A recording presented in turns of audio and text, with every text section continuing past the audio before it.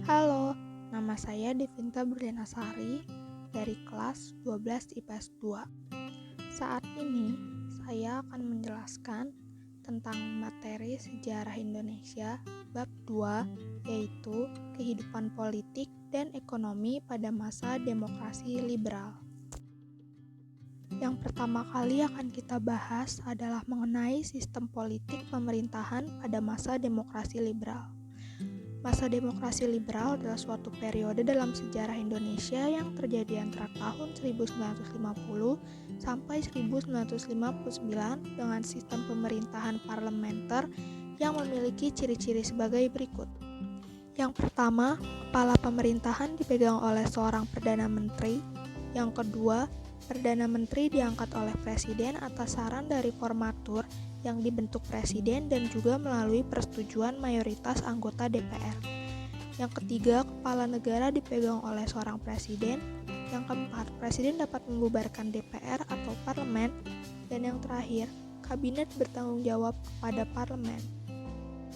Poin selanjutnya, sistem demokrasi liberal dipilih oleh pemerintah Indonesia sebagai salah satu upaya untuk menarik simpati bangsa asing, terutama negara-negara pemenang Perang Dunia Kedua. Poin ketiga, sistem demokrasi liberal dijalankan berdasarkan UUD 1950 yang ditetapkan pasca penyerahan kedaulatan Republik Indonesia oleh pihak Belanda. Pada 3 November 1945, pemerintah mengeluarkan maklumat Wakil Presiden nomor 10 yang berisi gagasan tentang pembentukan partai-partai untuk menunjukkan sisi demokratis bangsa Indonesia. Kebijakan politik pemerintah Indonesia lainnya pada masa demokrasi liberal adalah pengiriman kontingen Garuda pada 8 Januari 1957 ke Mesir di bawah bendera PBB. Poin terakhir adalah terdapat 7 kabinet selama masa demokrasi liberal berlangsung. Kabinet pertama adalah Kabinet Natsir dengan masa jabatan dari 6 September 1950 sampai 21 Maret 1951. Kabinet Natsir diturunkan dari kekuasaannya oleh parlemen melalui mosi tidak percaya.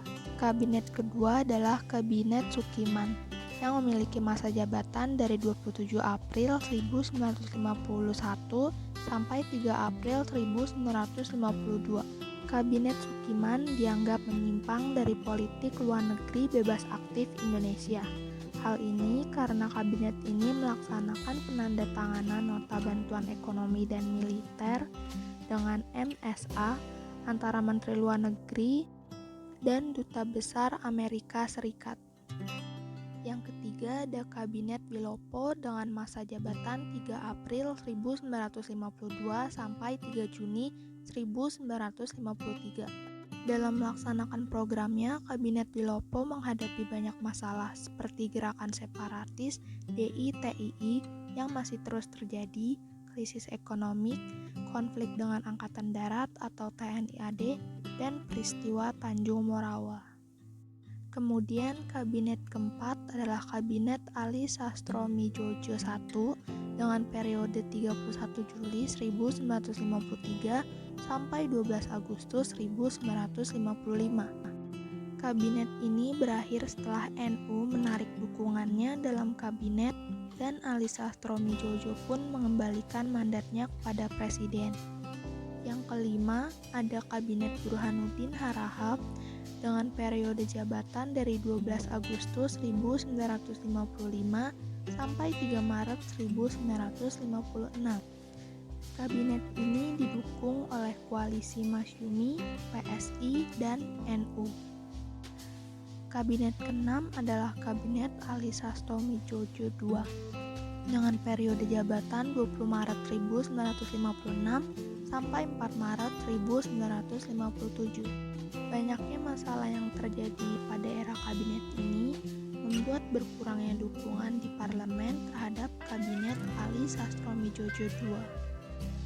Yang terakhir adalah Kabinet Juanda dengan periode 9 April 1957 sampai 5 Juli 1959. Tetapi dengan dikeluarkannya Dekret Presiden 5 Juli 1959, berakhirlah masa demokrasi liberal yang mana Kabinet Juanda akhirnya dibubarkan. Pembahasan selanjutnya adalah tentang kehidupan perekonomian pada masa demokrasi liberal. Kegiatan perekonomian bangsa Indonesia pada awal demokrasi liberal tidak berlangsung dengan baik. Terjadi defisit keuangan, krisis, dan masalah ekspor-impor menjadi persoalan yang harus dibenahi pemerintah Indonesia. Hal ini terjadi karena beberapa faktor, diantaranya hasil perundingan konferensi meja bundar memaksa Indonesia menanggung beban utang luar negeri sebesar 1,5 triliun rupiah dan utang dalam negeri sebesar 2,8 triliun rupiah. Kemudian, belum pulihnya perekonomian Indonesia pasca perang, dan terakhir, pertumbuhan penduduk Indonesia yang sangat pesat.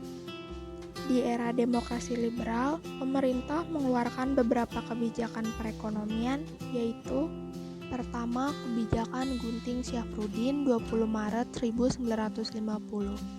Kebijakan ini berisi pemotongan mata uang Rp5 ke atas dinyatakan bernilai setengahnya. Yang kedua, sistem ekonomi gerakan benteng. Upaya ini dilakukan dengan menumbuhkan para pengusaha pribumi. Pemerintah memberikan bantuan kredit sebagai modal agar para pengusaha pribumi dapat berkembang. Yang ketiga ada Gerakan Asat 1956. Gerakan ini berjalan tidak sesuai harapan dan justru memunculkan rasa sentimen terhadap orang-orang Tionghoa. Kebijakan yang keempat adalah perubahan nama nasionalisasi The Javaste Bank diubah menjadi Bank Indonesia.